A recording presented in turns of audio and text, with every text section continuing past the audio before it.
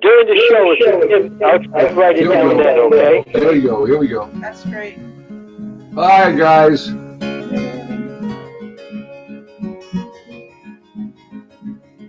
There are bridges, bridges in the sky. They are shining in the sun. They are stone and steel and wood and wire. They can change two things to one. They are languages and letters. They are poetry and all.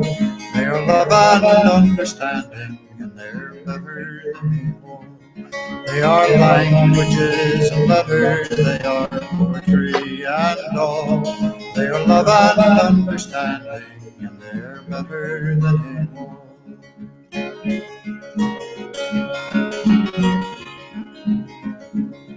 There are canyons, they are yawning in the night. They are rank and bitter anger, they are all devoid of light. They are fear and blind suspicion, they are apathy and pride. They are dark and soul foreboding, and they're all so very wide. They are fear and blind suspicion, they are apathy and pride. They are dark and soul foreboding, and they're all so very wide.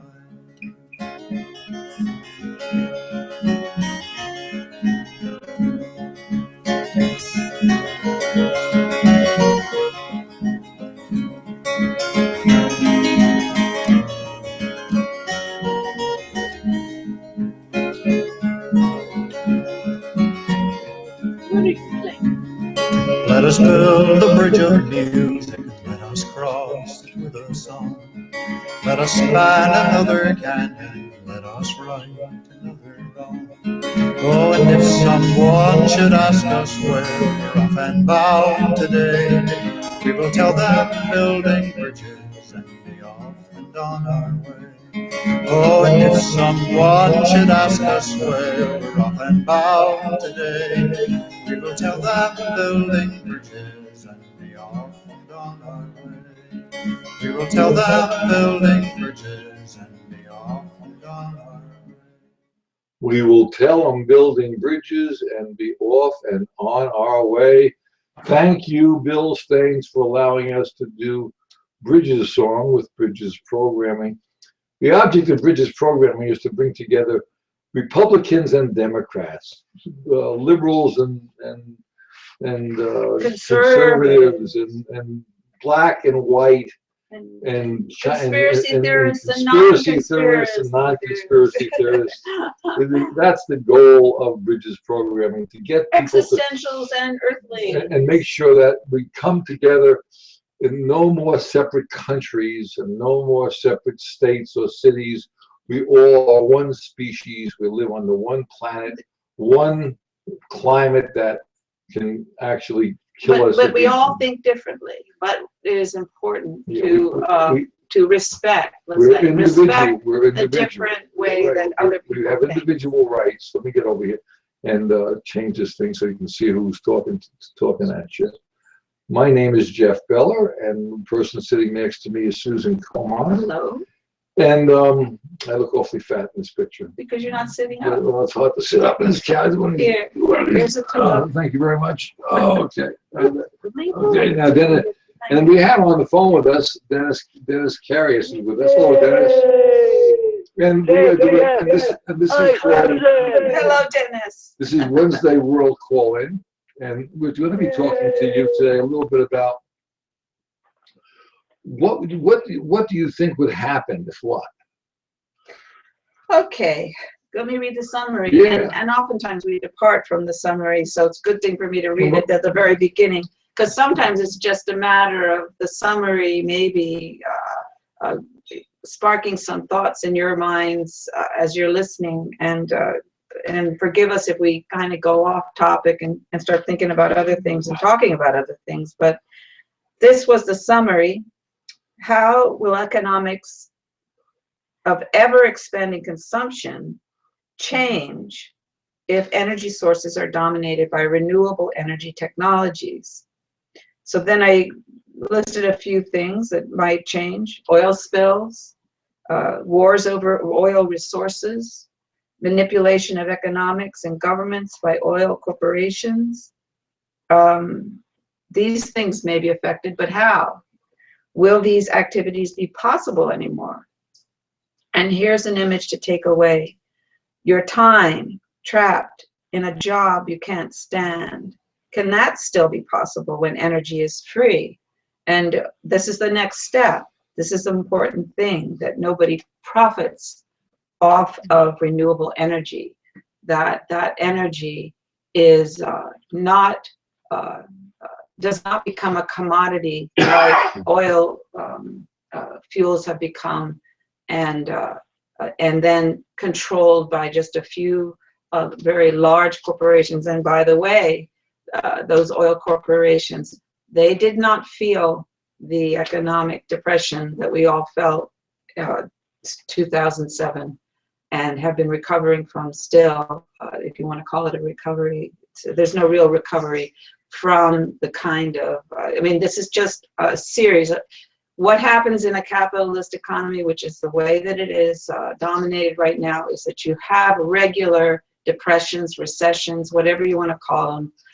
This is a regular event every maybe 20 years. I'm just going to say as an average, you're going to have these, I guess you'd call them earthquake default kind of events. And people will be damaged by it. Other life forms, of course, are damaged by it because we resort to desperate measures in terms of keeping. Oh gosh, that was funny. You had that was distracting. Anyways, the important thing is that when we make the transition to renewable energy sources and have a that's very distracting. Go ahead. Have a an understanding worldwide that this is not, energy cannot be profited off of, just like we can't, you can't charge people for the air they breathe. You can't, well, you could, you could start poisoning the air and then say, oh, well, these areas. They're doing that. But that, you can see how that would be an incredibly unethical thing. We shouldn't, we are trying, certain companies are trying to profit off of water and say that, your water is not fit to drink and some water is not fit to drink. But that's another universal thing that everybody needs, and there should be no profit making off of it, because that means there's going to be manipulation. There's going to be control over it. And that way they're controlling not only the product, but they're controlling all the population that's affected by that. So then they're actually asserting an influence on you as a person through something that you need desperately to survive. And so we need, well, I guess a case could be made that we don't need energy. Well, but in the social structure that we're in now, we do need energy. You need energy, because without energy you can't move. You need energy, the sun's energy. Well, no, I'm talking about the fossil fuel energy that's been enhancing our labor for some 100 years now. The reason why you need energy, in theory, is it enhances your labor. The problem is, it's enhancing your labor for the economic system. For the economic benefit. And then in the kind of economics we have, only the benefit of a very few people at the top. When you go on a pyramid and you go to the top, that doesn't mean that the top is full of great, interesting people. It's full of the money and power, but those are not, that doesn't mean that these are better people than all the other people, or more interesting or more intelligent. It has no bearing on that whatsoever. These are people that have played the system the best, or have had the advantage to play it the best, or have the luck to play it. So what we've got is a situation where we've had our labor, enhanced by fossil fuels. In other words, you can get a lot more done with a machine, go a lot further in a machine. You can dig a lot faster if you've got a tractor with a place of with a backhoe. people. But So it takes, yes, but it also increases the pace at which things can be done. And that's what we mean by enhancing labor. But it does, yeah, and it displaces it. And you're right, at the same time, it's displacing labor. Right. So it's a double thing. It's not, here's the deal. If I could get a robot to do the work I do and I have more free time to think and physically do What's some the work. best use of time? I mean, how many people go to gyms nowadays to get exercise? Because their physical life is, they're It's so not moving. sedentary. They're sitting in front of a computer, they're moving paperwork, they're doing nothing to help humanity. They're in this, I know, I met an attorney yesterday, and she was saying that she hated her job. And she makes good money, but she's working very hard for hours, and she hates her job. Well, if she had just her basic needs met, and she can figure out a better way to help humanity, is what she wants to do, that can happen. But but now people are working so hard to stay alive, and there's no free time. And then I was talking to Dennis earlier. All your time, in fact, before, I'd say 60 years ago, not all the free time was absorbed. Right. But now the economy is so demanding that I'd say, we still get the weekends off. Some people get the weekends off. Some people, most people, no, most young even people. So, the weekend is then where all the things you have to do to survive happen. Like you have to go shopping to get your groceries, you do your laundry, you end up doing, take care of your house and fix things that have broken over the last couple of weeks, or, you don't have, it's not the kind of time that you can just say, okay, I can now think anything I want. I can read a book, or I can just play with my child for a while, or just think, thoughts that are not related to your job or your maintenance of your life as it is. It's a different kind of a time, and it helps someone who has got some of that time to gather their individual thoughts about how they want to use their life, which is only that one chance. Right. And what do they want to do with it? What do they want to do with their lifetime?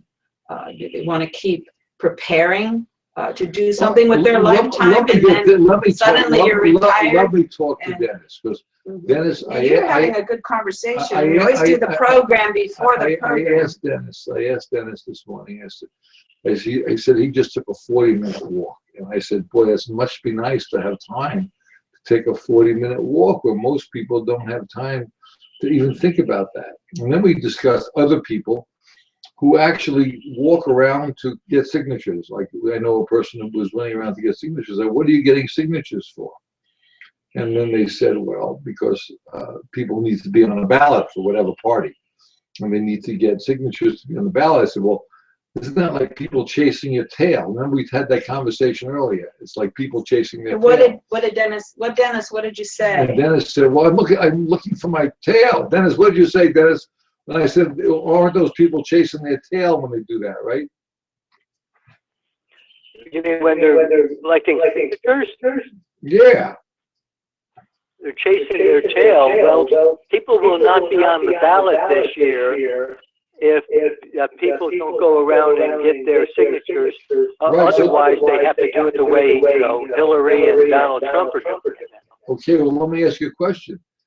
Hillary can hire people to get signatures, and so can Donald Trump easily.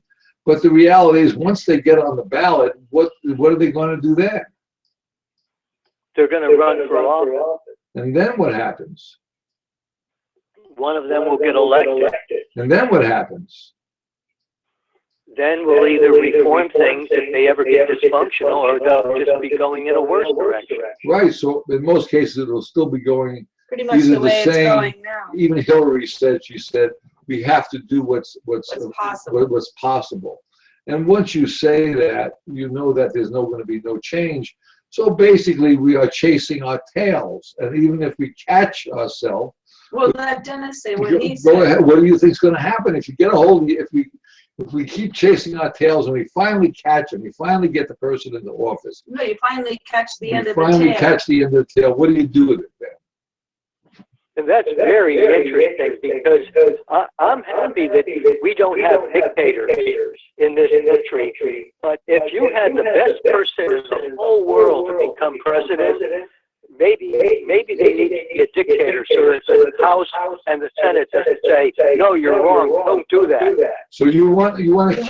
Now you're asking You want for a king? You want a king? Dennis, you want a king? Do you think anyone in that position of dictator, even if you think you picked the best person in the whole world, do you think anyone could function in that job the way that you want them to do all the right things, all the best things? Do you think anyone could? And who's going to decide? And who's going to decide who's the best person? By the way, are you able to see the screen, Dennis? Just give me a few minutes, and I think I can say yes. Okay, because I'm. Okay, wait. Let me say while you're getting your minutes in, the number, if you want to write it down, Dennis, you too, if you want to. 863. Good, I'll write it down. It's 863-812-4736. You can call in if you want. And that's our universal call-in number. We're so proud of that. 863-812-4736. And you'll come right on to the program. 4736 is Human Renewable Energy Measure, HREM. That's what that stands for. 4736. 4736. And Dennis, you can say that anytime you want. Now, the other thing is that we are brought to you by the Human Renewable Energy Measure. And the reason why I'm bringing this up now is because we feel, a group of us came together and said there's something radically wrong with our system. Some people call it dysfunctional. Some people call it dishonest, not honest money. Everything is screwed up. And we're saying, well, what's wrong with the system? And we're saying the economic system itself is not based on anything that has value. And I want to bring that, I'll bring that up to you because today the pound note just dropped because Brits just pulled out of the European Union. Right. And we're going to discuss that in a few minutes. I want to bring that out. But so I tell people, if you understand that all humanity has to have their basic needs met, not their wants. Our wants is what makes us human. They have to have their basic needs met, and we have to come to that agreement. And we can measure that in energy units, and we call those energy units eating calories. So we need 1 million energy units a year of food, 1 million energy units from the sun of water, from distillation, from fresh water, and we need shelter. And we must have all the education we can muster. So, and we all live about 80 years of age. Some of us live a little longer, a little less, but 80 years is about good enough for science if you're reasonably good food and shelter. So that's, and of course, definitely knowledge. Now, education doesn't mean formal education, any education. If you're a plumber or electrician or a truck driver or a ditch digger or a roofer, that's all education. And in some cases, I need a roofer or I need a ditch digger more than I need my doctor. Occasionally I needed my doctor, but she's not worth, or he is not worth any more than the plumber or electrician, only in the economic world. Now, Dennis, you want to see a dictator or a king, maybe, so they don't have to deal with, okay, how's that? Is that a good king? Did you see the king now? Okay. Really, the only reason I would ever want a dictator is if it is the best person in the whole world. Supposing I'm a dictator that looks like this. How about a dictator like that? Right. Huh? Can you tell if there's the horns behind the crown when you? But you want a dictator that looks more like this, right, Dennis? Huh? Well, I'm trying to get you on the screen.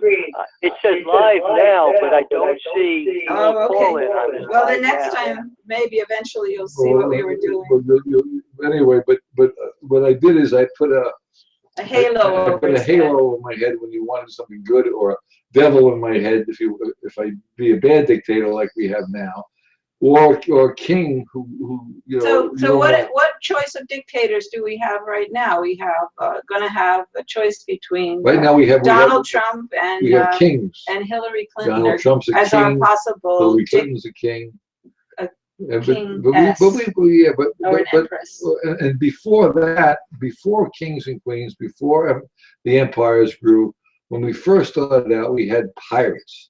And pirates were the ones who ran, and pirates were the ones who ran the world. They really They did. ran the Because world. you know why? Because they knew how to navigate the ships that were doing the the economics. The And trading. then, you know, the kings, the potential kings, the ones, the And pretenders, they said, oh, wow, wait a minute, I got to make an alliance with that pirate because he can bring me all kinds of gold and everything. And then I can, you know, I have something to offer him. I can get the slaves together for him to put on his ship, and I can get them together to take the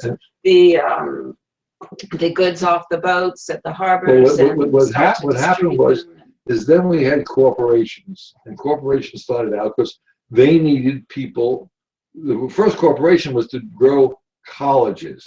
They needed someone who was a professor, so they made up this guy. They made a professor. This guy said, "I'll be the professor, and I'll start a college." And when I'll start teaching. Right, and then then that's how the corporations grew.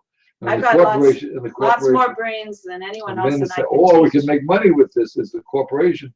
So they made corporations. And then we have corporations.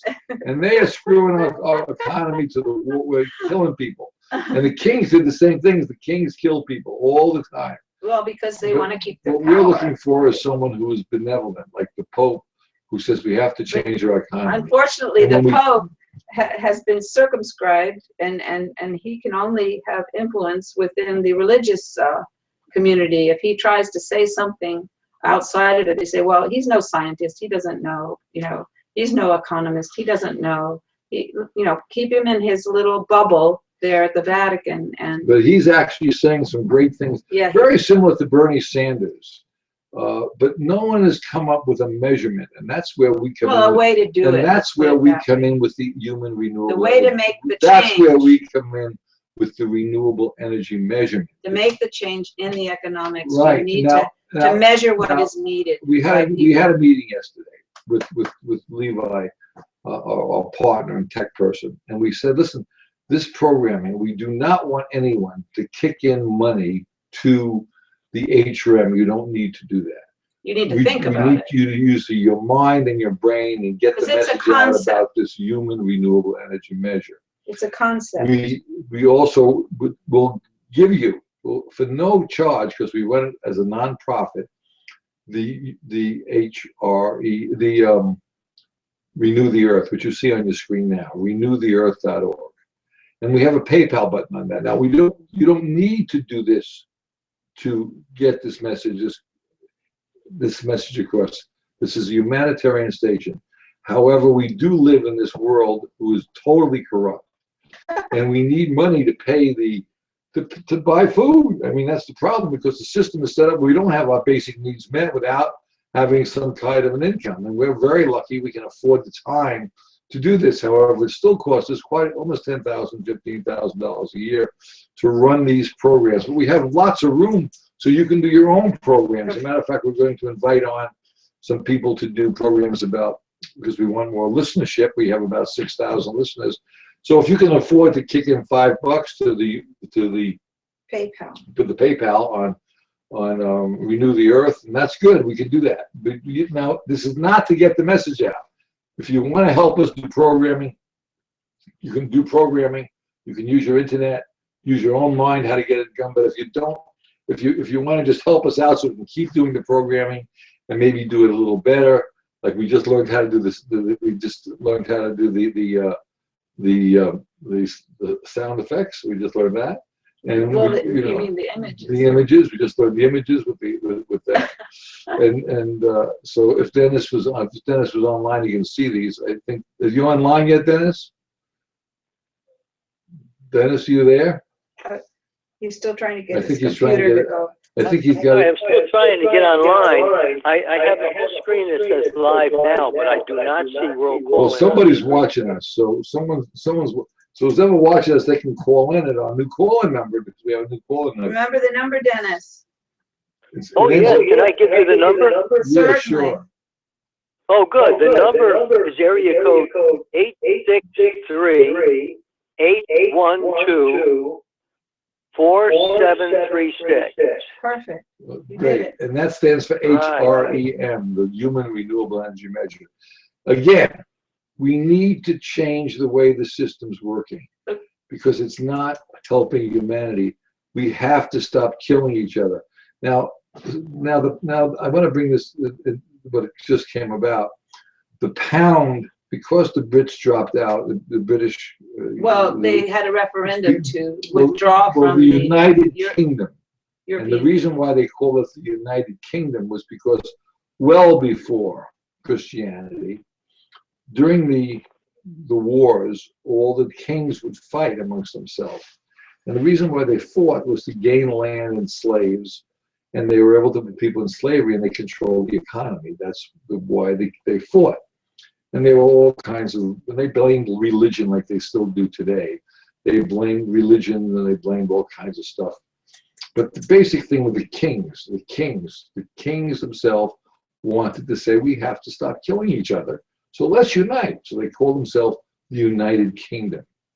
And when they did that, that's how they got Big Ben. They said, we'll have Big Ben in Well, that's Greenwich, in Greenwich, England. a form of communism. Right. They help each all other. got together, Right. and And they were control the power. the true communists to share the kings, so they stopped killing one another. And now, then, of course, over the years, and not too many years went by, and all of a sudden they said, well, we're going to have to, the main dollar, the U.S. dollar, became the strongest dollar in the world, and everything's based It's the against default currency for the world. is the U.S. dollar. So everything is sort of measured off it, but it fluctuates. Now, Britain's used to have a pound. They call it a pound. It wasn't, but I guess it was a pound of gold. I don't know. It was pound. I forget. But they always compare everything compared to the U.S. dollar, and the U.S. dollar is now up compared to what it was before the Brits dropped out of the European Union. Now this is all one great, huge world currency which has no value, because you can say, well, there's no bottom under the U.S. dollar. There's nothing. Right. What is the U.S. dollar worth? But they can, in a what fiat manner, I guess they call that, ascribe or dictate a value to the dollar, to all the other currencies. But right now, I mean, it's interesting because if you were to think about how to strengthen the U.S. dollar, maybe they wanted to strengthen it, and whatever's going on behind the scenes, England is collaborating with this through their banking system to try to. But there's an interesting thing, because the referendum was supposedly a populist response. It was a response from the population, but they're taking a populist response and maybe feeding it as one of our candidates is doing here, feeding a populist response. Donald Trump, something's wrong. Let's get everybody riled up. Well, maybe they were riling up people there in a similar manner to get a popular response that then can be used and what is the ultimate goal of a referendum response like that? Were they hoping that it would say, oh, don't withdraw from the union, or were they trying to create a situation where they would get the result that we have, which is that the population is suggesting that they want to withdraw in England from the European Union. Okay, so now we see, what's going to happen? A couple of days went by. Oh, what's going to happen? The stocks are going all over the place. They're going down, whatever. People are, oh, wow. I think that there could have been some intentionality here, and I'm not a conspiracy theorist, but there could have been some intentionality here because what's the result now? The dollar is strengthening, and the dollar is recognized worldwide as the default currency. Now, strengthening of the dollar, is going to be beneficial for the United States and our trade, and et cetera, et cetera.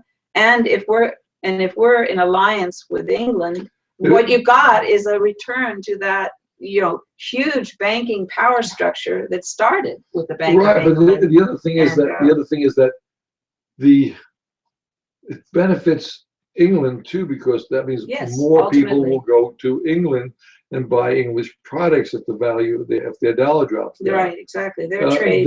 But of course, it costs us. Like, I would love to buy. There's a car that's called an Amphi car, made by Dutton Marine. I'm not trying to give them a plug, but it's very expensive compared to the U.S. dollar. And also, we just came back from Canada, and we just got a bill from MasterCard, and they gives us a charge. A fee. Now, a foreign trade fee. Wait a second. I gotta go over this with you because it's very important. Dennis and I went through this before the show. We were talking about. He was saying that the Brits, and he was singing a song in 1814. We took a little trip. Oh, let Dennis sing Dennis, it. you know that song? Oh, in 1814, we took a little trip along with Colonel Jackson down the mighty Mississippi. We took a little bacon and we took a little beans, and we fought the mighty British in the town of New Orleans. I remember that. Well, here's the deal on that. We have always been fighting with other, ostensibly, but maybe not really, with other countries. But it's not. But it's to gain superiority for the economic world, so the kings can survive. Now, my thought is, and now today the kings include the large corporations. Right. Yeah. Right, and the corporations are colleges. Those are the big corporations. Yes, and that's but what those started are, the corporations. yeah, but those aren't the ones that are benefiting. Well, they're benefiting a great deal from the economic system as we have it. Right. But there are other corporations too that benefit. But the thing is, they're also Pharmaceuticals. but the corporations, those corporations are controlling the colleges, and the governments. and they're creating the kings. That's right. So but we don't want that. We want to see. We want to peace. see. We want to see peace on earth, peace, and we can do that. If we do that, if we do that, it's a shame you didn't go online, Dennis, because my sound of my headgear is changing radically. Well. Anyway, Next time. What I'd like to see though is, we're asking people to please come on our programs, do your own programming, talk about a way we can help the system. A humanitarian, a human, and talk about the human renewable energy measure. It's really important you do that. I was hoping Dennis would. If it makes sense to you, right? This is just a concept that we want to get out there so that it's part of the conversation. And just an example of we were talking about chasing your tail earlier, and a tail chasing type of situation that started right at the very beginning of this electoral cycle for president. Immediately, when before even the candidates have been chosen, but it's pretty clear who was going to run against whom. Pretty clear. Right away, there are accusations against Hillary Clinton that she improperly used her server while she was Secretary of State. Her email account, she had a separate email account, and some of the top secret stuff was going off into that email server somehow. I don't know, maybe it was linked with the official email server, who knows. There was some kind of technical conduit there that could allow some of things that were considered sensitive to go on her private email server, either with her own knowledge or without her knowledge, or who knows. We'll never know, because we don't know how she answered the questions that the FBI asked her recently. But the FBI came up with the decision just recently that this was just carelessness on her part, that there was no intentionality. And that was clear. I mean, this is a tail chasing thing. People have been talking about this now for what? Maybe It's like 6 months. like conspiracy And theory. finally now, just shortly after her husband had a meeting with the Attorney General on the tarmac, remember that little, Right. I mean, did he go over there and say, your mama's gonna come to grief or something? Did he threaten her, or did he bribe her, or did he do nothing but just say hello and be a nice guy? And she liked that, maybe. Who knows? But anyway, the decision by the FBI has come out now. And but what in the world would Hillary Clinton be doing? Gain from? If she's not going to sell state secrets, she's not going to start a new nation somewhere or become emperor of the world. She's got all those opportunities here in the good old USA. She's had almost every possible influential government job so far, and she's rich beyond anything most of us can think about. She's been traveling the world with being Secretary of State, going to every nation, almost every nation in the world. And now she's going to be the candidate of the Democratic Party for the President of the United States. Now, isn't that the emperor of the world sort of thing? Anyway, this is a non-issue. It's round and around, chasing your tail. All of her ambitions are possible in the context of what she's been working in all her life. And, to think that there was anything improper, it was just, at the most, dumb, and careless, right? That's a good word for it. And careless. Look, she's so privileged, she's so empowered that, this doesn't matter too much. Let's just have our private server, because I would like to communicate with my daughter, or all my friends, and I want to have a separate thing. The bottom line here is when we look at all this these little petty crap. Let me make one more point. I think I heard that this whole investigation cost some incredible amount of monies just to investigate her. What? A couple of $1 million, millions and millions of dollars, just to do this investigation of that. I mean, that's empowering in itself. Wow, they'll investigate me for millions and millions of dollars, enough money for thousands of families to survive. You're chasing a tail. I'm just saying. I want to get to a point you made.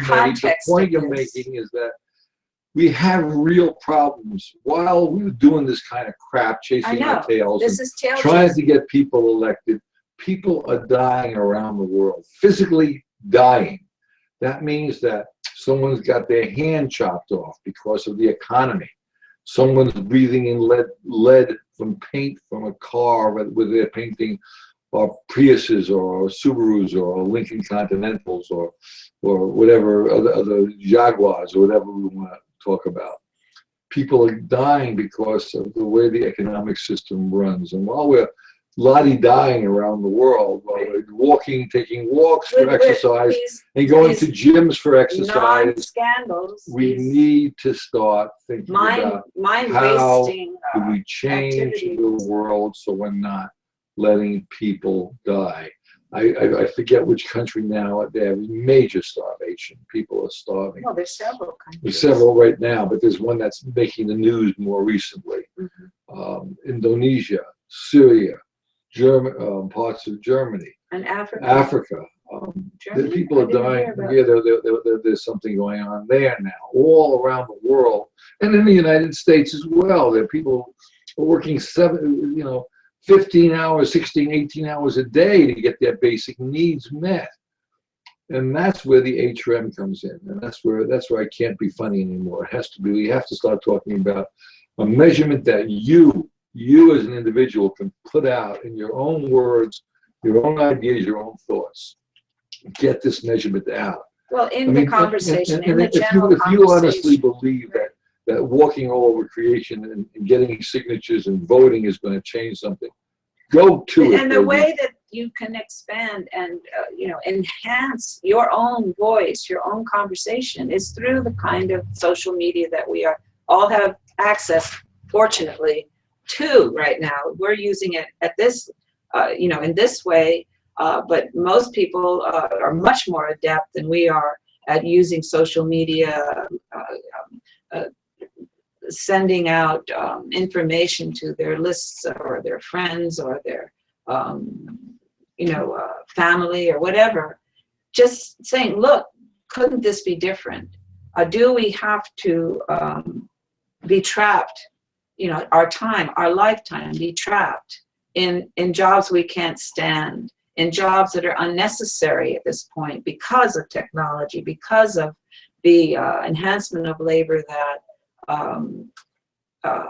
our use of energies, and energies, renewable energies, will change. We are renewable energy. Well, yes, we are, and that's another aspect. But when and if, or hopefully when, renewable energies are dominant, and we're getting most of our energy enhancement of our human labor from renewable energies, this is going to change the way that we use energy. It will make a difference. I'm coming back to the summary that we spoke about this morning. We can't have the kind of ever expanding consumption that we have now when you have a dominant energy source of renewable energies, because then you're actually changing the timing and the necessity. You're actually going to be concerned with what is needed by the economy for the sustaining of life in general, and specifically our economics is for human life. But but first you have to stabilize right now human life in order to start thinking about all the rest of the life on this planet. Because if people are starving and they're desperate, natural resources become commodities that they can sell so they can live.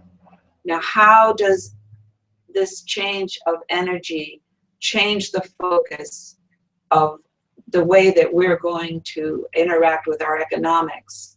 It changes it because the energy has to be dedicated specifically to things, first off, that are needed by everyone.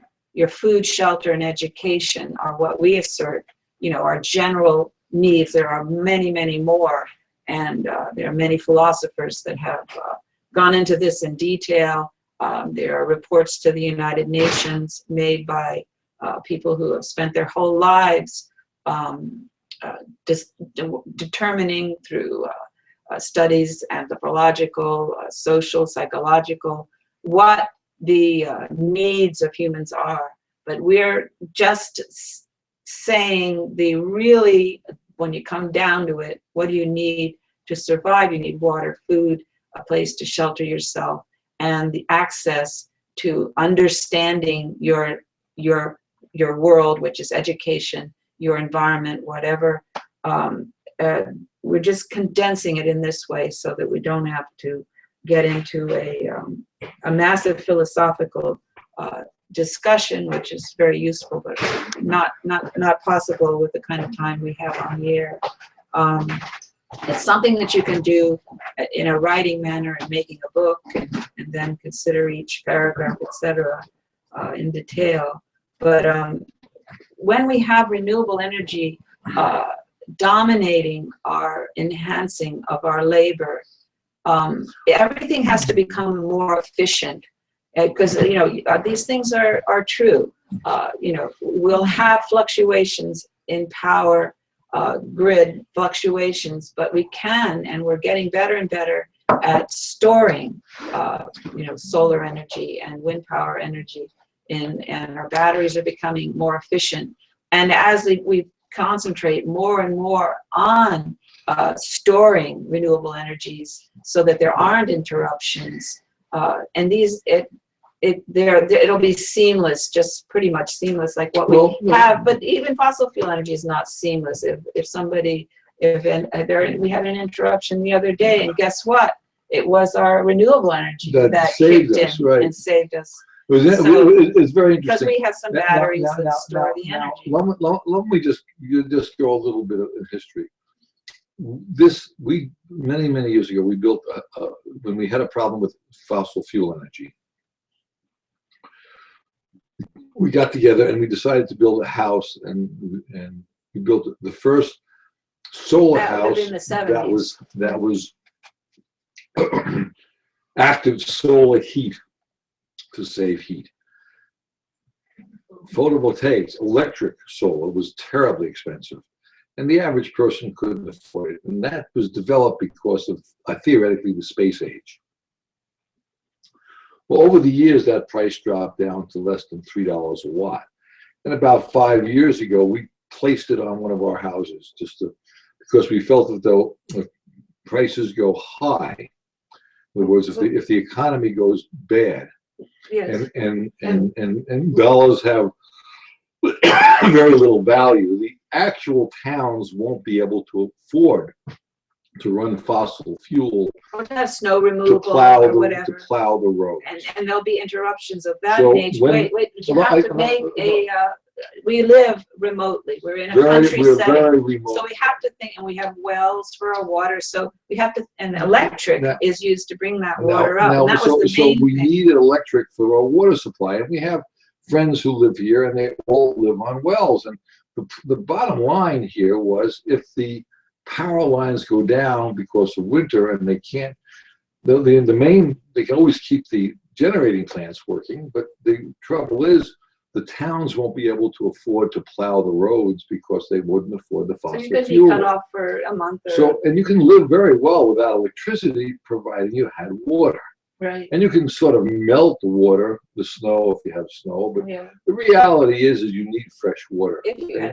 And we can survive with canned goods and whatever, but you need fresh water.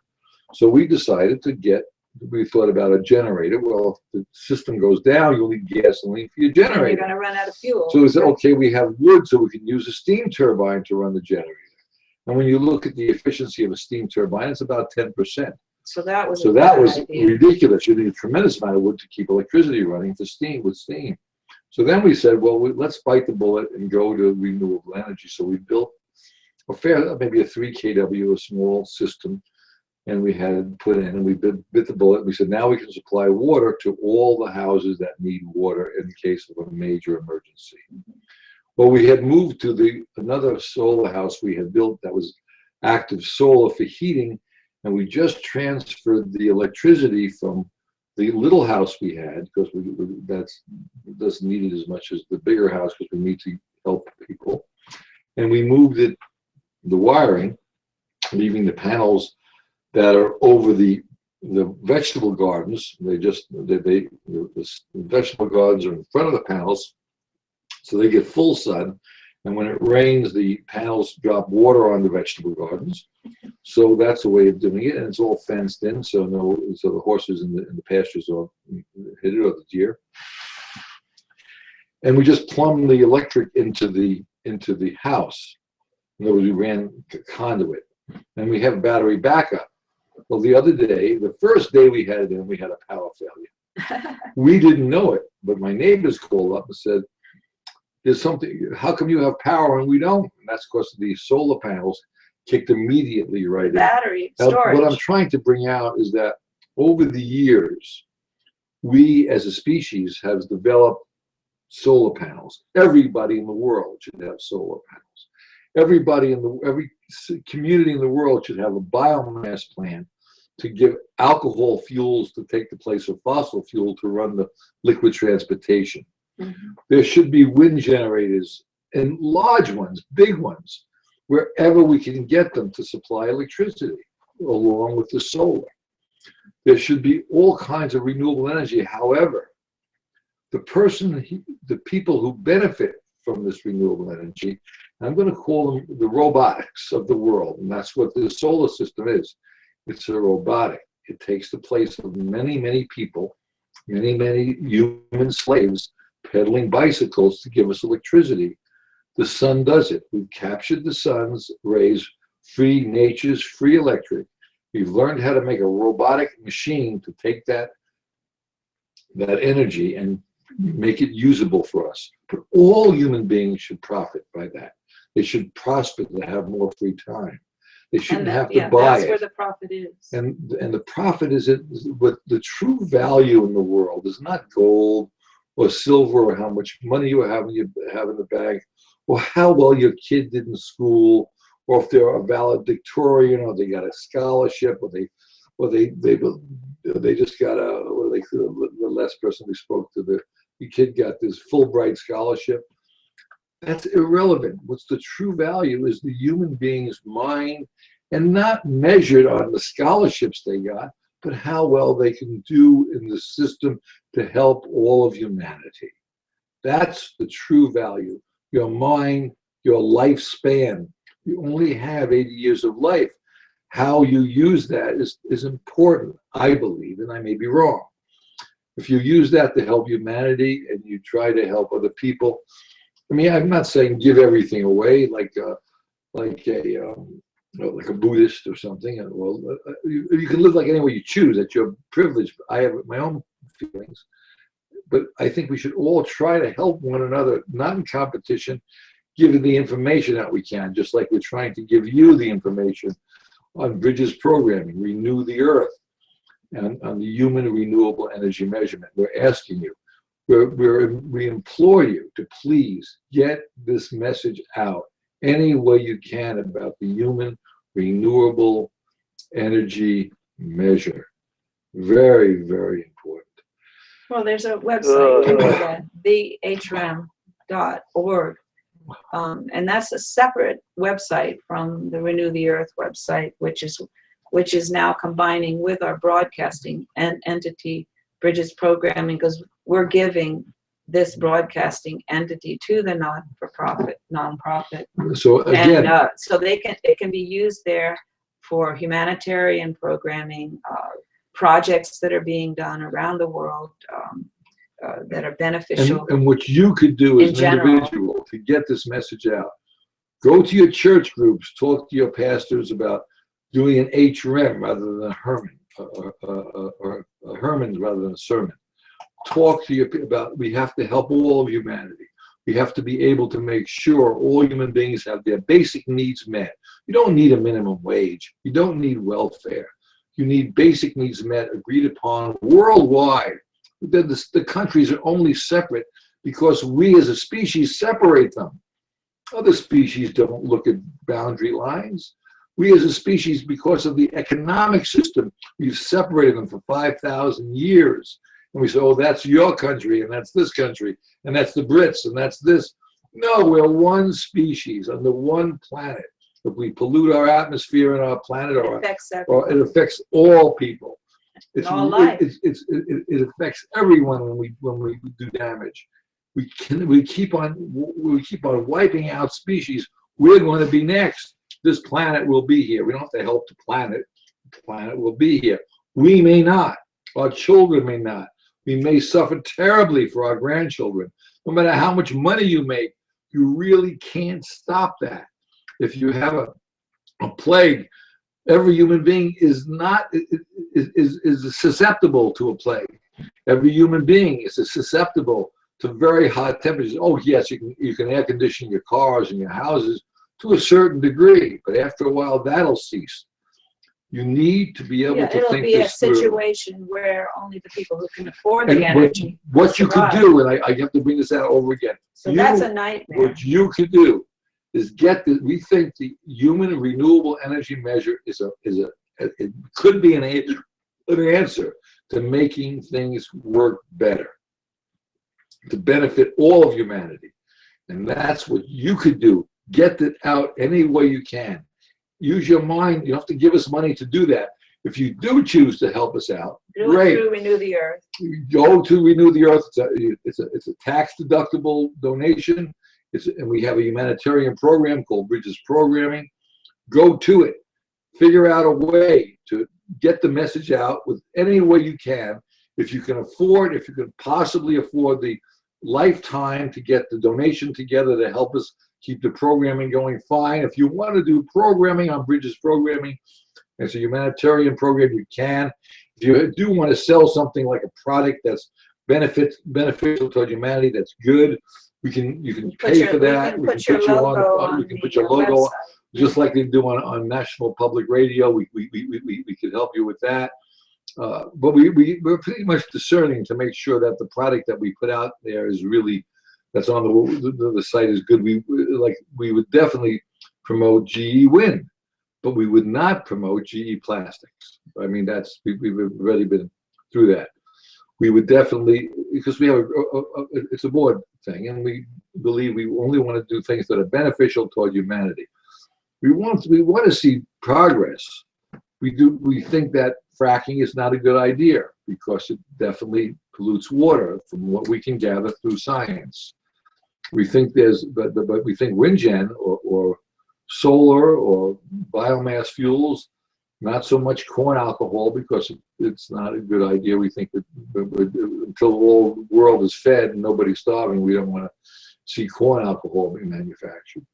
But we'd like to see cellulosic alcohol, garbage alcohols be manufactured. I mean, there's so many. There's biomass have plenty fuels. Of garbage. What we need to get, but the only way to do this is for you as an individual, to get this message out about the Human Renewable Energy Measure, the HREM, THEHREM.org.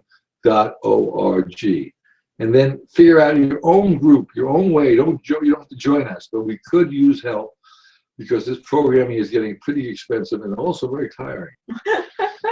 Okay, Dennis, what do you have to do to wrap up this with? Wow, you had a great topic there. I'm with a group called Solarize, and we understand that when you put solar panels up on a roof, in 6 or 7 years, you get every penny back from the energy that you collect from those solar panels. I'm going to ask you one quick question. How much is the penny worth? Every penny. Back. How does that equate to life? If I'm making $1 million an hour, compared to someone making $10 an hour, who can afford to do the solar panels? That's what I'm saying. All of us can afford to put solar panels up there, and in about 6 or 7 years, you get every penny back. And something else that is very important is that you've got these solar panels up there, and just think about it. You can get off the fossil fuel, you can stop climate change, stop global warming, and in our country, we print money, not just billions, we print trillions of dollars in this country. And you'll get all that money back. If you print it, put those solar panels up there, all that money comes back. We're going to tell you how to do that. And actually, you don't have to worry about it. Just print the money to build the solar panels and destroy the money once it hits the bank. Thanks again for listening. This has been Jeff Beller and Susan Comont and Dennis Carius, and thank you for listening. Breaks out somewhere and suddenly the price of oil goes up. Your neighbor's out of work because they closed the factory. You try to stretch your paycheck, but it's never enough.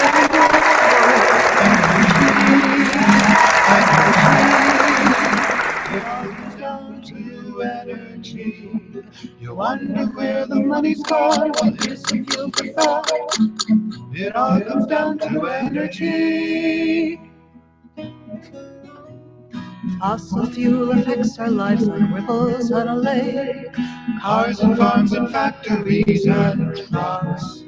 Supplies go down and prices soar, our futures are at stake.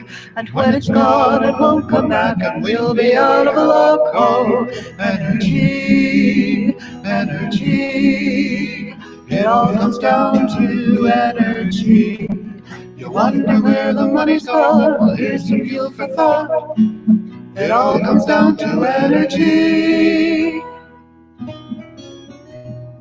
We can get our energy from corn and grass and trees. Even trash converts to biofuels. Break loose from the stranglehold of oil companies. Renewables can fuel the world. We're here to spread the news. So energy, energy. It all comes down to energy. You wonder where the money's gone? Well, here's some fuel for thought. It all comes down to energy.